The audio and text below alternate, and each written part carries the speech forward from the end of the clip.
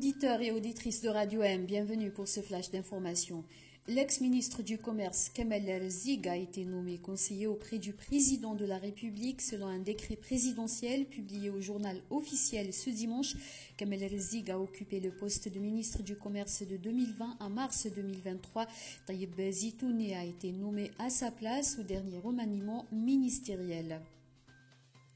Remis en liberté le 18 janvier par une grâce présidentielle en raison de problèmes de santé, le militant politique Rachid Nekez est toujours assigné à résidence et interdit de voyager.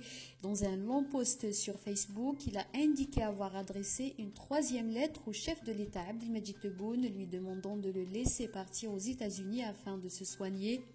De plus, à son cancer de la prostate, Rachid Nekez indique souffrir d'une maladie respiratoire qui ne cesse de s'aggraver, rappelant que dans sa première lettre adressée en décembre 2022 à Abdelmadjid Tebboune, le militant politique avait annoncé quitter l'activité politique et se consacrer à la résolution de ses problèmes de santé.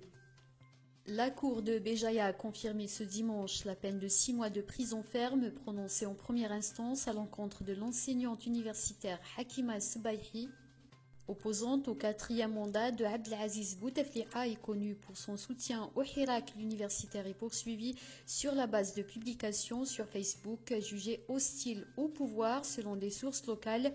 Elle est accusée d'atteinte au président de la République et outrage à corps constitué. En France, des centaines d'Algériens de la diaspora se sont rassemblés ce dimanche à la place de la République à Paris à l'occasion de la commémoration de la journée du 19 mars qui marque le cessez-le-feu et la signature des accords d'Évian.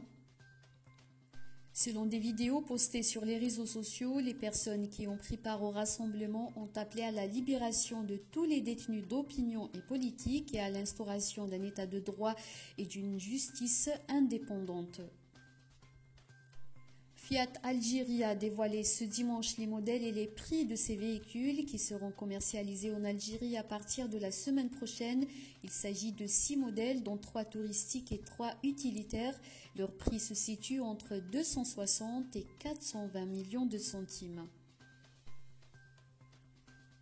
Après le CR Belouizdad, la JSK s'est qualifiée en quart de finale de la Ligue des champions de la CAF. La JSK s'est imposée samedi soir au stade du 5 juillet face aux Angolais de Petro Atlético avec un score d'1-0. La JS Kabylie occupe la première place du groupe A avec un total de 10 points.